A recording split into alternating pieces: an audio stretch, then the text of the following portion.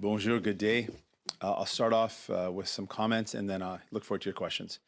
First off, I want to talk about what happened in Buffalo.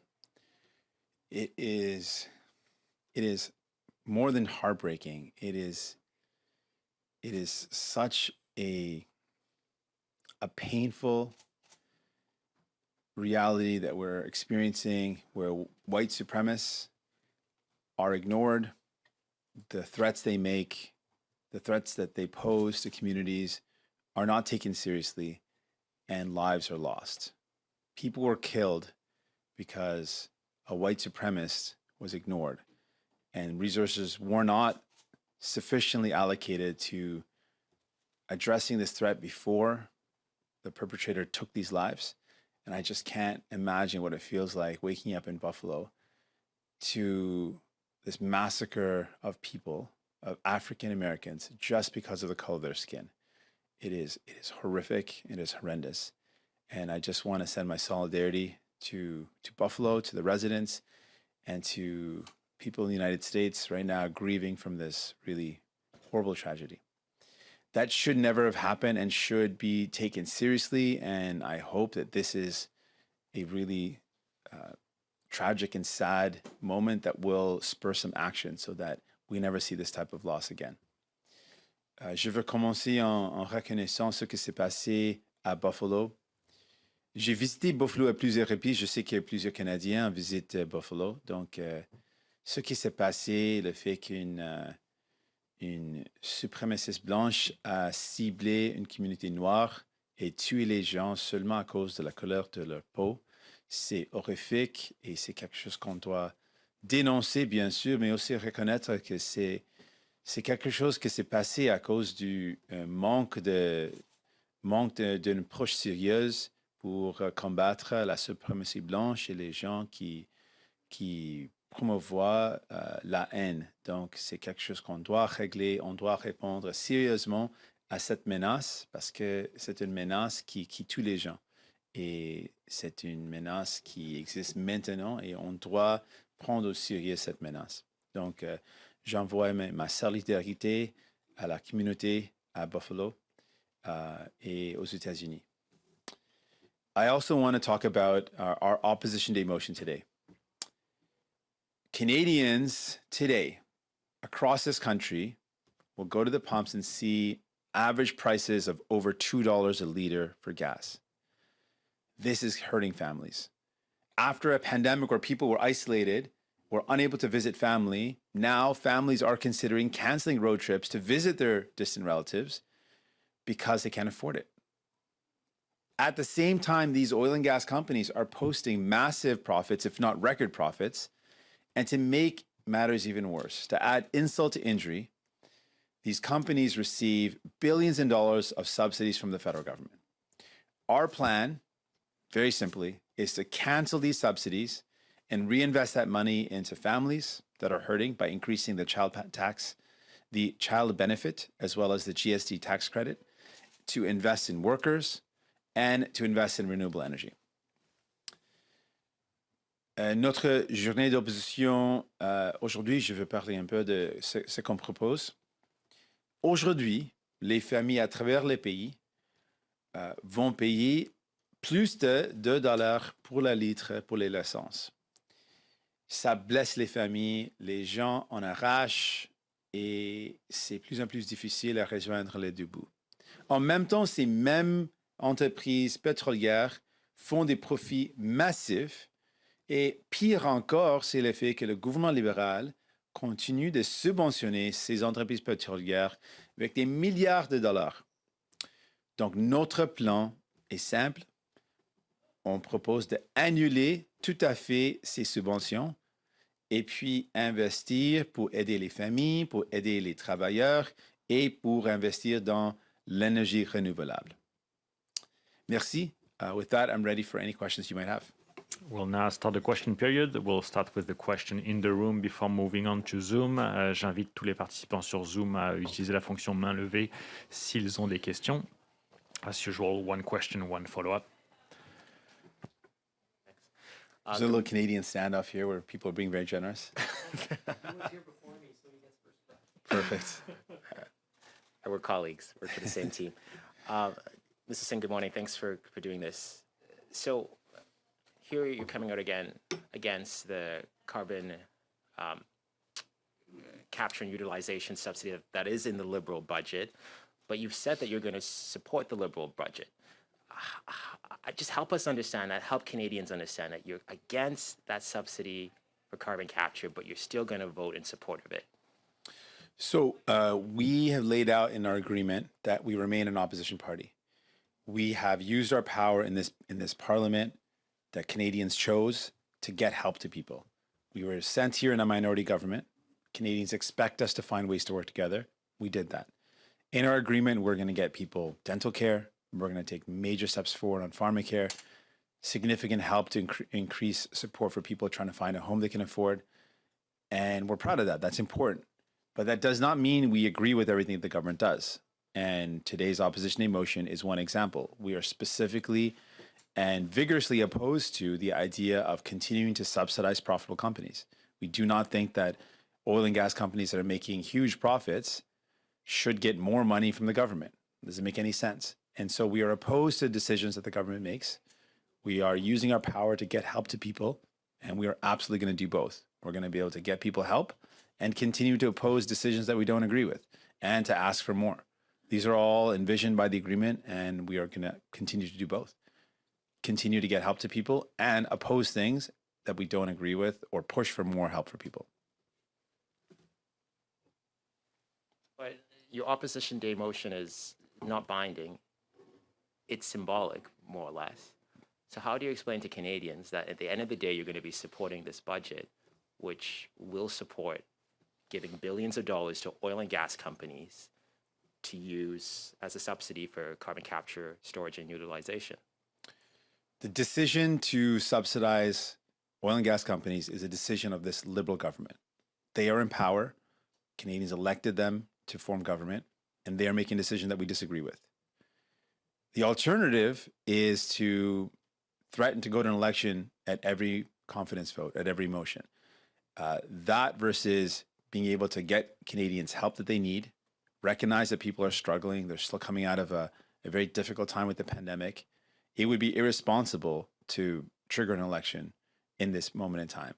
What we're doing is a responsible thing. We have a tool to raise concerns. That is why the parliamentary process includes opposition day motions. It's a way to raise concerns, to raise awareness, and to let Canadians know that this is the wrong approach the government's taking. That is an important and effective parliamentary tool to raise a particular problem that the government is creating or a decision that they're making that is hurting people. This is one of those things. To continue to subsidize profitable companies in the face of all the struggles that people are going through, the fact they can't afford to go on trips with their family to visit their relatives, the fact that people are having a hard time making ends meet because the cost of everything's going up, and to, on top of that, be subsidizing these companies with billions of dollars is the wrong thing to do. And we're spending our time using our platform to point out how this is wrong and how this will hurt people with a view to putting pressure on the government to change their decision. And we're going to continue to use the tools that we have. And once Canadians elect a new Democrat government, we'll make sure that we end these subsidies. In the meantime, we have to use the tools we have to raise awareness and push for the action that we know that Canadians want to see, which is to invest in their needs and families, help them out in this difficult time, help their budget out, make sure that we invest in workers and create good jobs that are jobs of today and tomorrow, and invest in renewable energy. These are the things that we believe are important, and we're putting this forward today with our plan. Bonjour, M. Singh, Christian Noël de Radio-Canada. Bonjour. Votre motion ressemble un peu à la plateforme libérale. Eux autres aussi promettaient d'éliminer les subventions à l'industrie pétrolière. Si les libéraux l'ont déjà promis, c'est quoi la différence avec votre motion? Le fait qu'ils ont augmenté les subventions au lieu de les éliminer. Donc, Et là, vous leur donnez la même chose. C'est quoi la différence entre la plateforme libérale et votre proposition? C'est clairement différent parce qu'on a dit qu'on va les éliminer et les gouvernements libéraux, au lieu de les éliminer, à les augmenter. Les augmenter à propos de milliards de dollars. Donc, ce n'est pas de tout la même chose. On dit qu'on va les éliminer tout de suite. Donc, notre motion, ça propose d'éliminer les subventions de cette année. Les libéraux, au lieu de les éliminer, ont augmenté les subventions pétrolières avec un grand montant. de subvention, une nouvelle subvention massive. Donc, c'est tout à fait complètement l'opposé de ce qu'on propose. Et ce qui est intéressant, c'est le fait que ça souligne la différence entre les libéraux et les néo-démocrates. Les libéraux disent une chose, on va éliminer les subventions, et puis, dans le moment qu'ils ont le pouvoir de faire quelque chose, ils font complètement l'opposé. Ils augmentent les subventions. Et ce qui est vraiment pire, c'est le contexte. Dans une situation où on voit le coût de l'essence augmente et les familles ont de la misère à rejoindre les deux bouts, dans ce contexte, le fait que le gouvernement continue d'augmenter les subventions, c'est vraiment une insulte aux Canadiens. Et c'est pourquoi on propose cette motion de régler une mauvaise décision du gouvernement. Merci. Alors qu'on se retrouve dans une situation où l'Amérique essaie de trouver une façon d'envoyer davantage de notre énergie fossile en Europe pour se libérer du pétrole russe, par exemple, ou pour aider l'Europe à délaisser le pétrole russe. Est-ce qu'au contraire, l'industrie canadienne n'a pas besoin davantage de subventions en ce moment pour nous aider dans cette bataille-là? Non, pas du tout, parce que il n'y a aucun sens de subventionner un secteur qui déjà fait des grands profits. On peut forcer un secteur de faire ce qu'il faut pour réduire les émissions. On a le pouvoir de faire ça. Ce qu'on doit faire, c'est de subventionner les secteurs qui ont besoin d'aide. Donc, au Canada, on a besoin de plus d'énergie renouvelable. Donc, ça a du sens d'investir l'argent pour augmenter ce secteur, pour aider ce secteur, pour avoir plus d'énergie renouvelable. Ça a du sens. Mais il n'y a aucun sens de subventionner un secteur qui déjà fait pas seulement des profits, mais des profits massifs, presque records, des profits records. Pourquoi on donne d'argent public aux entreprises qui font des profits comme ça? Non, et pas du tout. Il n'y a aucun sens de faire ça. Et ce qui est important de reconnaître, dans le court temps, maintenant, il y a un besoin d'énergie fossile au Europe, je reconnais ça.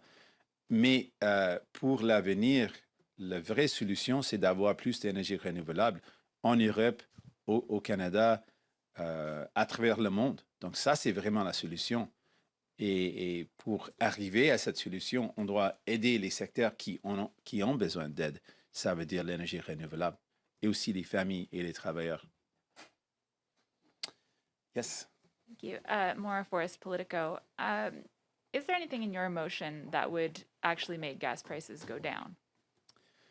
What we would do to specifically address the impact of high gas prices in our motion is our proposal to take the funds from the subsidies, to take those funds and invest them back into people. And one of our specific proposals was to increase the Canadian child benefit as well as the GST tax credit.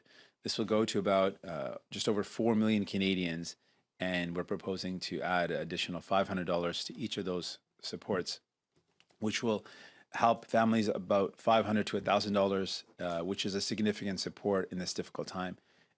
That's what we're proposing that will help people to offset the cost of gas going up. We also propose to tax the excess profits of these oil and gas companies to make sure they're contributing fairly.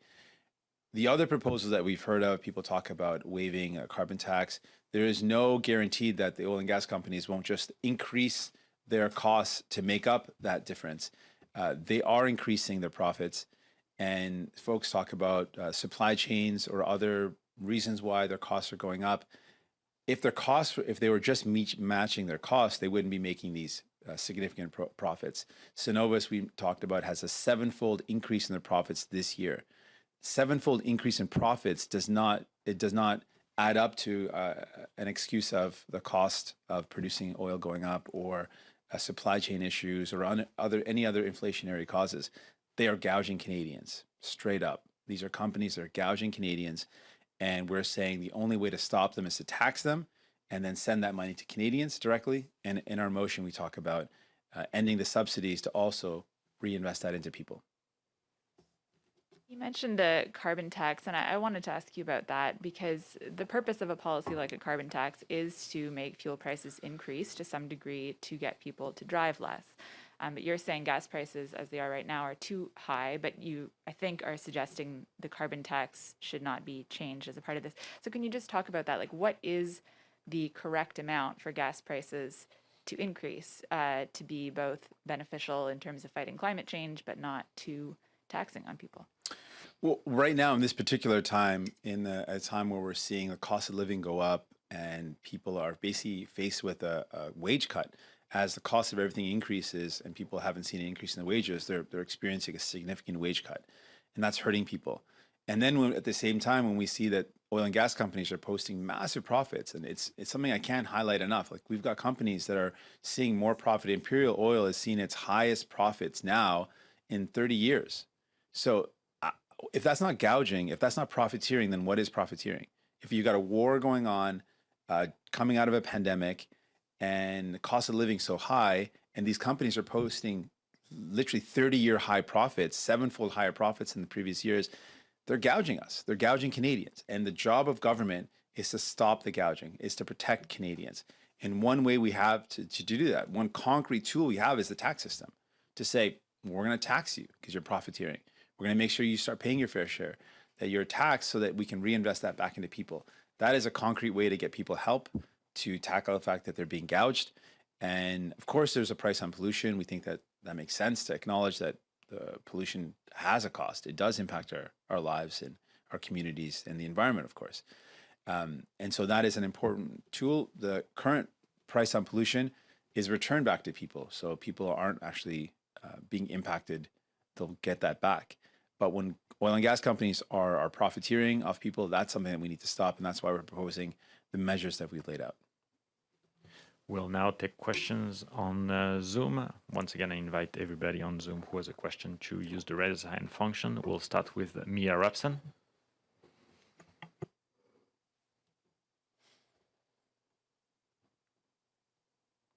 If you're asking the question, we can't hear you yet. Mia, it doesn't seem that we can hear you.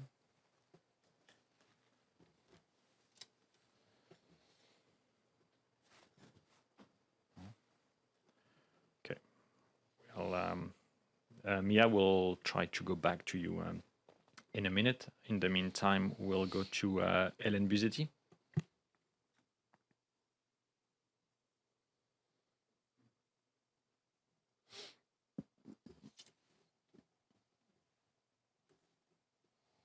Just hold on a second.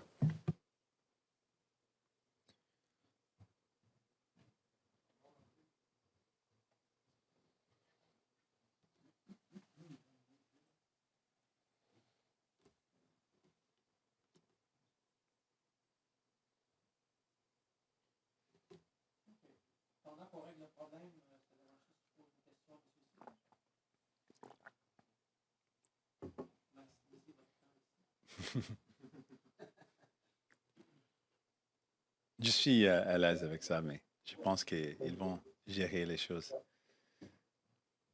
Vous nous entendez toujours pas? Oh oui, ça fonctionne maintenant. Oh.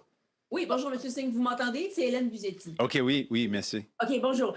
En passant, Mia et moi, nous nous entendions. Alors, si ça peut aider la tribune à trouver le problème. Alors, M. Singh, je voulais juste revenir à la question d'une précédente collègue. Dans le contexte de lutte au changement climatique, l'idée d'une taxe carbone, c'est justement, en quelque sorte, de rendre le pétrole moins attrayant et d'amener les gens à le consommer moins. Alors, comment est-ce qu'on réconcilie votre position en faveur de la lutte au changement climatique et le fait que vous soyez fâché que les prix sur le pétrole augmentent? Comment on réconcilie ces deux choses? Je suis fâché que le gouvernement n'agit pas dans un contexte où les entreprises pétrolières exploitent les gens. Parce que l'augmentation des prix à ce moment, c'est massif. On parle d'une entreprise comme Imperial qui fait des profits, les plus hauts profits de 30 ans. Et on parle d'une entreprise comme Cenovus qui font des profits qui sont 7 fois plus hauts que l'année précédente. Donc, c'est vraiment cette exploitation des grandes entreprises. Je suis fâché qu'il exploite les gens et aussi que le gouvernement n'agit pas. Et je suis fâché qu'il continue de subventionner ces entreprises. Donc, notre proposition, c'est vraiment qu'on doit annuler les subventions aux ces entreprises et réinvestir l'argent pour aider les familles, parce que les familles ont besoin d'aide. Donc, je suis d'accord avec l'idée qu'on doit avoir un prix sur la pollution, parce que la pollution coûte cher. Donc, c'est important d'avoir un prix sur la pollution. Mais mon problème, c'est le fait qu'on a des entreprises qui exploitent les gens et continuent de recevoir de l'argent public. Et on peut utiliser cet argent public dans une manière plus efficace pour davantage pour la société en réinvestissant cet argent pour les choses que j'ai dit, l'énergie renouvelable et aider les familles et les travailleurs.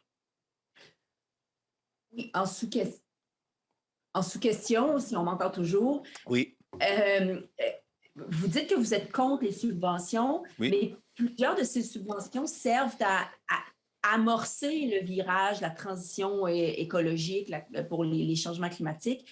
Alors, est-ce que selon vous, toutes les subventions pétrolières sont mauvaises ou il y en a certaines qui sont bonnes, par exemple pour nettoyer des anciens puits abandonnés ou des choses comme celle-là? Je pense que toutes les subventions sont mauvaises parce qu'on a des entreprises qui font des profits massifs.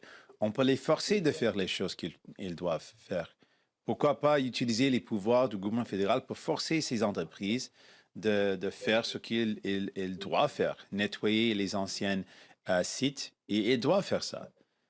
Donc, on doit utiliser notre pouvoir pour forcer ces entreprises de faire ce qu'il faut au lieu de donner l'argent public aux entreprises qui font des profits massifs. Ça n'a aucun sens de faire ça. Mia, can you hear us? Can you hear me now? Yes. Wonderful.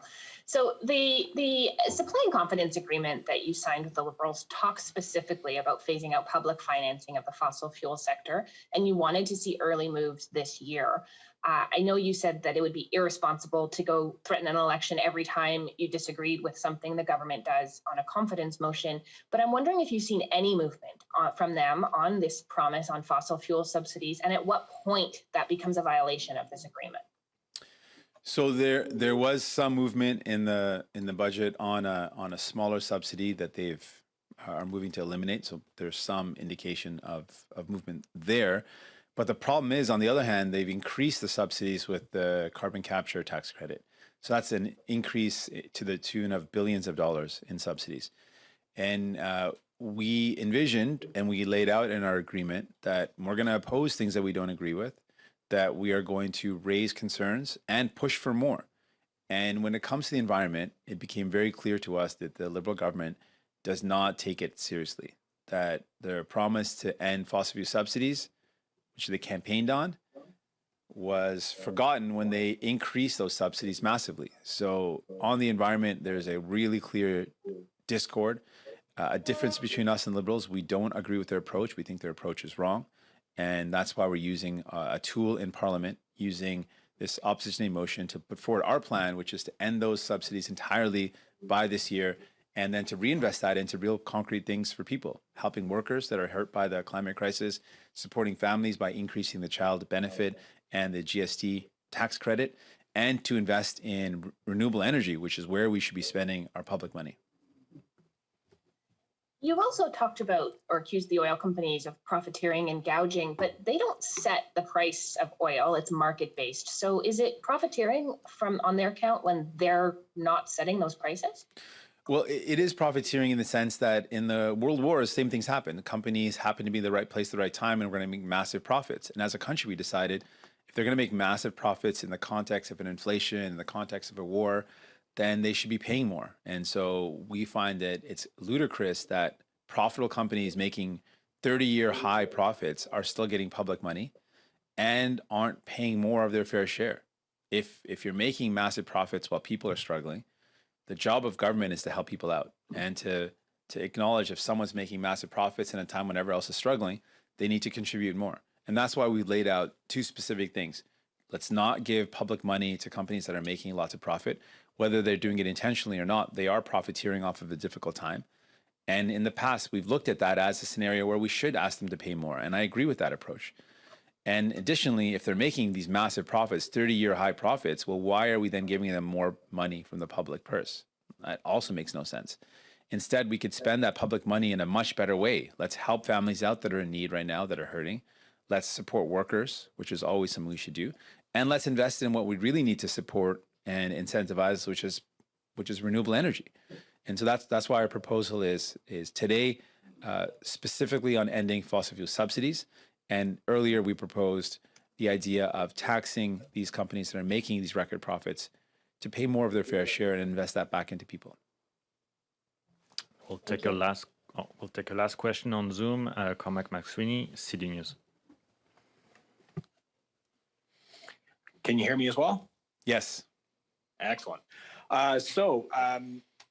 On this announcement, I believe you said earlier that, simply getting rid of a sales tax probably wouldn't impact the cost of gas as much because, you'll just see more profiteering and companies raise the price. I'm wondering how you think your plan wouldn't result in the exact same issue when oil and gas companies would see subsidies gone and more of their profits taxed. Wouldn't that just come down to the consumer anyway? Well, this is a direct way of addressing their profits. As their profits go up, if they want to increase their profits, the tax will go up. So it's a metric that will actually move with the steps that they're taking. And every step of the way, we're going to reinvest that back into people. So with the subsidies being canceled, that'll directly go to people with increasing their child tax credit, as well as the Canadian, the GST tax credit, as well as the Canadian benefit, child benefit. And then with the profiteering proposal, same way. If they increase their profits, well, then there'll be more taxes they have to pay, and that'll go back into people's pockets. This is not a new idea, though. I just want to be really clear. We've done this in the past, whether it's inadvertently profiteering or purposely profiteering. We as a country have said if a company is profiteering in a difficult time, then we should make sure they pay their fair share. And we're saying that right now as well. And we're also seeing other countries look at this idea that we should look at companies that are making profits in the pandemic or right now with the inflation. We should make sure that they pay their fair share. And I really want to highlight one other thing. It seems like anytime we see inflation, we know this to be true, that there are some companies or many companies that benefit, the wealthy benefit off of inflation, but people and workers and families are hurt by it. And the solution always seems to be, well, then families just have to bear the pain. Interest rates go up, which only continue to put pressure on families that are struggling. And I reject that is the only approach. Why is it that when times are hard, we only consider the option of putting more pressure on families? I think that's wrong. I think what we should do when times are tough, we should help out families. And we know that there are winners and losers when the cost of living goes up. There's winners and losers when there's an inflation. And the ones who are winners, the super wealthy, large corporations who benefit off inflation, should contribute more. And it should not be families that bear the price or bear the burden of inflation.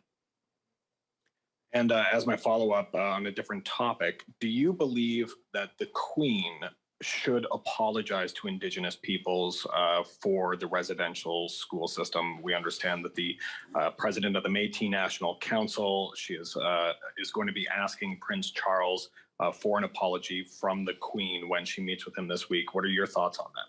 I agree. It's clear that the monarchy played a role, and a significant role, in the mistreatment of Indigenous people. And just as people are asking the Pope to apologize for the role of the church, it is appropriate, and I support the call for Indigenous communities to ask for the monarchy to also apologize and be responsible or be held to account for their responsibility in the horrific treatment of Indigenous people. Oui, je suis tout à fait d'accord avec les communautés autochtones qui disent que la monarchie doit aussi s'excuser pour leur rôle dans le traitement horrible des communautés autochtones par rapport les